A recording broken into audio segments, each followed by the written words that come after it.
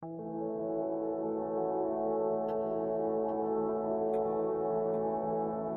have been in the negative 20s, and it was windy too, so it was really cold, and they said they were just in a summer cabin and they were burning down the other cabin for warmth. My name's Natoshia Burdick. I'm a pilot for Haglund Aviation, also known as Ravn Connect, fly the 1900, the Navajo, and the Caravan. We were on final landing in Savoonga, and I heard a radio call. It was one guy saying that they needed help and that there was two of them. One was really sick, and they've been stuck out there since before Thanksgiving, is what they said. When we got on the ground, these people came up to the plane, and I showed them a map, and they're like, "We think he's out on the Punuk Islands."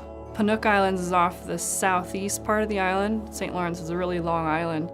There's really no reason for us to ever go down there. There's no airport around there. So that's why I was happy that the passengers and everybody was willing for us to go fly overhead.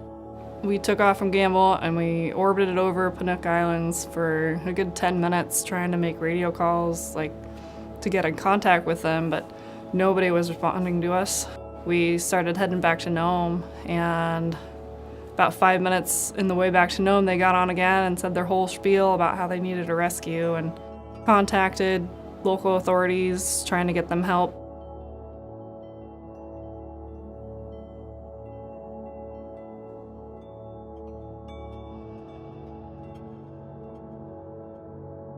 That day, they were able to get supplies, but nobody was able to go down and rescue them.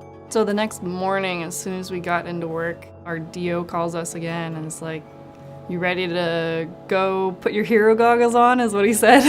And I had to ask him to repeat that a couple times. I didn't understand what he was saying. Said that we need to go out that morning as on their first flight and go fly overhead again and try to get a hold of him. And we did, and answered the Coast Guard's questions to them, which the biggest one was, "Do you need a rescue?" And they said, "Yes, our boat motor's broken, we still need a rescue." And so I landed in Gamble and then called the Coast Guard right there and told them they still need a rescue. And later that day they came and rescued them, and I was really worried that they weren't gonna make it out that day because there was a huge storm that was coming in that night with really strong winds, but they did it.